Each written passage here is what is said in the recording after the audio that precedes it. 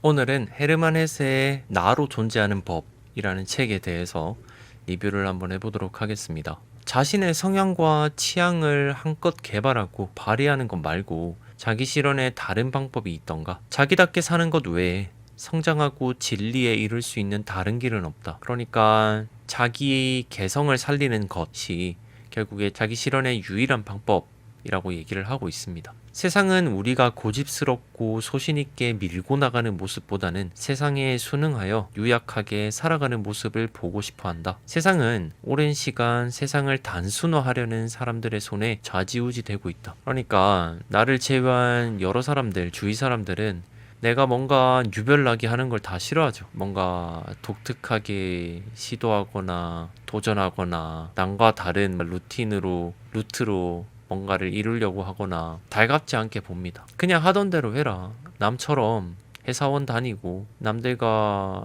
똑같이 나이 되면 직장 얻고 결혼하고 아이 낳고 그렇게 사는 게 인생이지 라고 얘기를 하죠.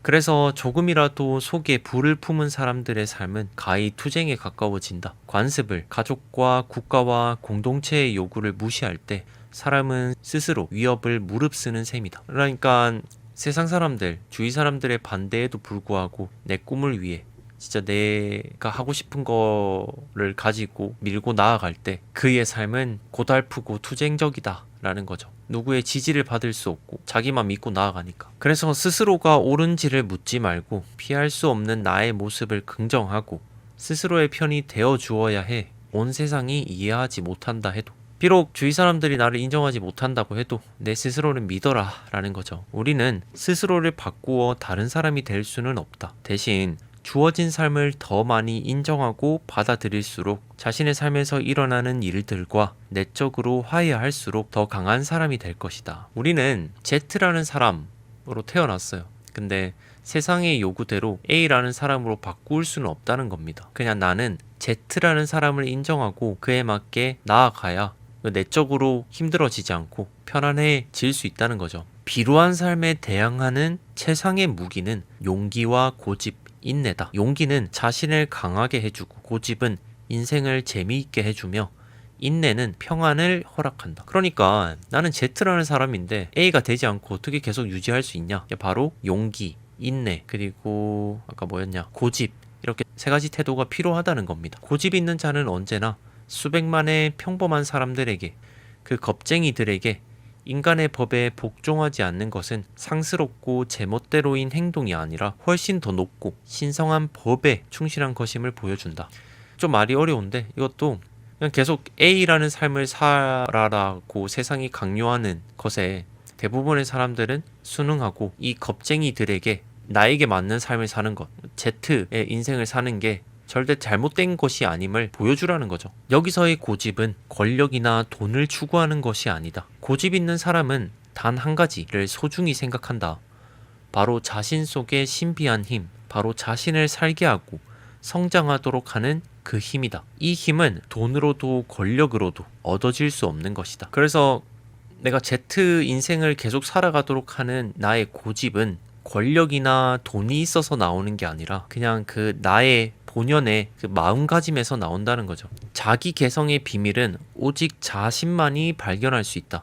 그 발견의 길은 때론 가시밭길이다. 의지와 이성만으로 그 길을 갈 수 없고 경청하고 기다리고 꿈꿀 수 있어야 한다. 그리고 예감에 열려 있어야 한다. 그래서 내가 Z 인생을 살아가도록 내 개성을 찾는 이 길은 결코 쉽지만은 않다는 거죠. 내가 노력과 의지만으로 내 개성을 찾을 수가 없다는 겁니다. 때로는 시간이 필요하고 때로는 기다리고 그리고 꿈꾸고 상상하고 그런 가시밭길 같은 과정 끝에 내 진정한 개성을 찾을 수 있다는 겁니다. 세상에는 이런 길, 저런 길 많이 있지만 목적지는 모두 동일하다. 말을 타고 갈 수도, 차를 타고 갈 수도, 둘이서 갈 수도, 셋이서 갈 수도 있지만 마지막 한 걸음은 오롯이 혼자서 가야 한다. 그러니까 인생에 여러 길이 있고 그 길의 목적지는 세상 모두에게 동일하다는 거죠. 그 자기 개성으로 빛나는 것이 목적지가 되겠죠. 근데 그 최종 목적지에 다다르기 위해서는 결국에 마지막 순간 오롯이 혼자의 힘으로 해내야 한다는 겁니다. 개성적인 인간은 이 세상에서 살아가기 힘들다. 하지만 동시에 더 아름다운 삶을 살 수 있다. 그리고 젊은 시절을 이겨내고 살아남는다면 이제는 세상에 아주 커다란 책임을 져야 한다. 남과 다른 개성적인 인간은 환영받지 못한다라는 거죠. 그래서 힘들지만 그치만 동시에 가장 아름답고 가장 이 세상에서 빛나고 기쁜 삶을 살 수 있다는 거죠. 왜냐하면 나의 본연의 욕구를 충족시키는 삶이기 때문에.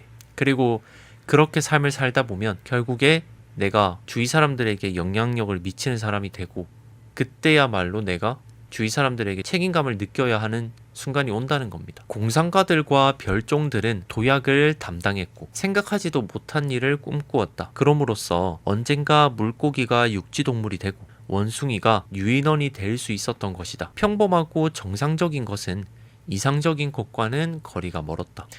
평범하고 정상적인 삶만 살아서는 결코 지금 현재와 발전된 이상적인 모습이나 이상적인 단계에 도달할 수 없다는 거죠.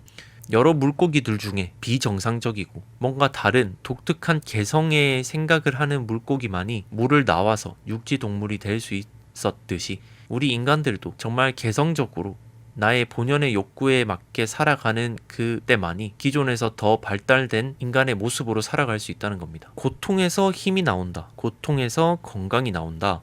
고통은 사람을 즐기게 만든다. 고통은 사람을 단련한다. 여러분은 좋은 것, 빛나는 것을 만들어내기에는 너무 적은 고난을 겪었고 고난을 제대로 겪어내지 못했다. 진정한 행동은 고요와 위험이 있는 봉우리에서 자란다. 고난으로부터 자란다. 고통이 없으면 결코 사람 인생 스스로가 단단해질 수 없다는 거죠. 무쇠도 두들겨야 강해지잖아요. 우리 인생도 사람도 똑같이 고통이 있어야만 단단해지고 강인해진다는 거죠. 고독이 없으면 고난도 없고 고독이 없이는 영웅적 행위도 없다.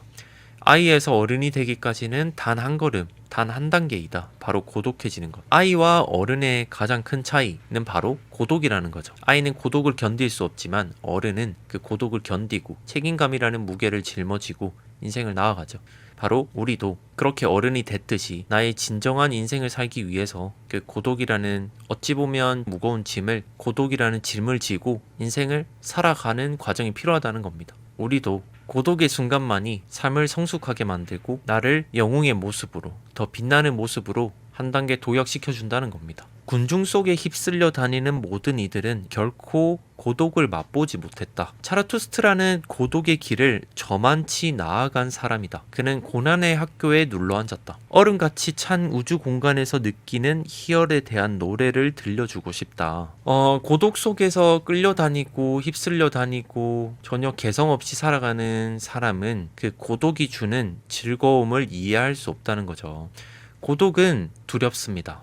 남과 다른 선택을 하고 남이 다 예스라고 할 때 나만이 노라고 얘기했을 때 두렵죠. 그렇지만 내 본연의 욕구, 내 개성을 위해서 선택한 그 고독이 정말로 따뜻한 즐거움을 준다는 거죠. 그 고독 속에서 느끼는 희열이 있다는 겁니다. 진정한 행위와 어른다움은 책이나 대중연설에서 생겨나는 것이 아님을 명심하라. 그것은 산속에서 자라난다. 그곳으로 이르는 길은 고난과 고독을 통과한다. 기꺼이 견딘 고난, 자발적인 고독을 통과하는 것이다.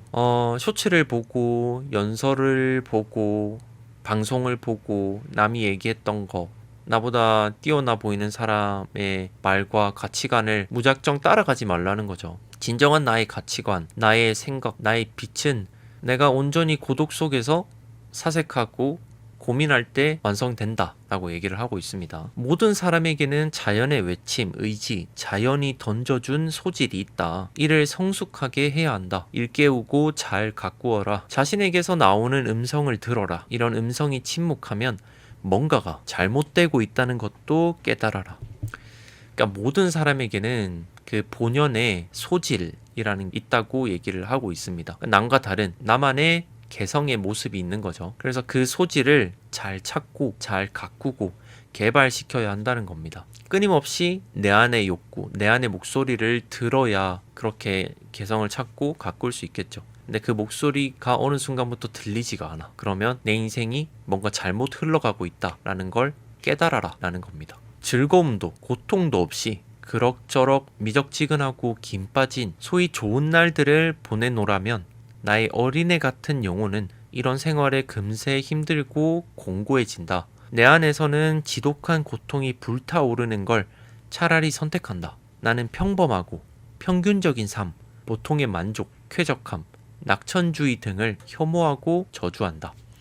그러니까 헤세는 그냥 미적지근한, 뜨겁지도 않고 차갑지도 않고 그냥 그저 그런 삶, 고통스럽지도 않고 그렇다고 크게 만족스럽지도 않은 이런 무미건조한 삶을 혐오한다고 했습니다. 차라리 나는 불타오르듯이 고통을 느끼겠다는 거죠. 공동체와 관련한 것은 무엇이든 그 자체로 개인적인 일보다 무조건 좋고 더 신성하다는 의견에 나는 공감할 수 없다. 그가 자신의 자리에서 인간으로서 스스로의 목소리에서 비롯된 마땅한 일을 할 때 오히려 그는 공동체와 국가에도 유익하고 중요한 영향을 미치는 사람이 된다. 그러니까 국가에 필요해서, 집단에 필요해서, 회사에 필요해서, 어느 동아리에서 필요해서, 동호회에서 필요해서 나는 명분으로 나의 행동을 강요하는 것은 의심해봐야 된다는 거죠. 단지 공동체만을 위해서 나 스스로를 희생하는 삶이 아니라 내 안의 목소리가, 내 안의 본연의 욕구가 가장 먼저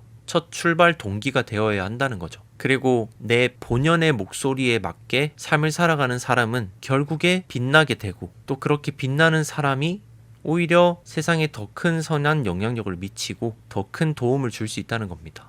헌신과 몰입의 경지, 그리고 그림자를 뛰어넘는 자의 경건함, 그런 춤에서 보여지는 조용하고 승화된 형태의 그런 경지를 나는 동경한다. 간혹 각 분야의 전문가 얘기를 들어보면 그 분야를 누구보다 사랑하고 그 분야에서 일을 하는 그 순간만큼은 몰입되어 있고 시간이 뒤틀리는 경험을 한다고 해요. 시간이 다르게 흐른다는 거죠. 몰입했을 때 시간이 더 빠르게 간다던가 아니면 그 순간만큼은 시간이 더 느리게 간다던가 이런 몰입의 순간을 느낀다고 하는데 근데 그 순간을 헤세는 동경한다 라고 얘기를 합니다. 그래서 내 본연의 목소리, 욕구에서 시작되는 일을 찾고 그 일을 하면서 몰입해서 하루하루를 보내는 것, 또 그런 하루하루가 모여서 나의 가치가 높아지고 세상에 빛을 발하게 되고 선한 영향력을 미치고 또 세상에 책임감을 지게 되는 것이 바로 헤세가 말하는 세상을 살아가는 이상적인 삶으로 본 것 같습니다. 내 안의 목소리를 찾아라. 그거에 맞게 살아가라. 참 쉽지만은 않은 것 같습니다. 하지만 또 헤세가 말하니까 또 여기까지 헤르만 헤세의 나로 존재하는 법 리뷰였습니다. 이와 관련해서 제가 잘못된 얘기를 했거나 또 지적할 사항이 있다면 댓글로 지적해 주시면 감사하겠습니다. 그럼 이만.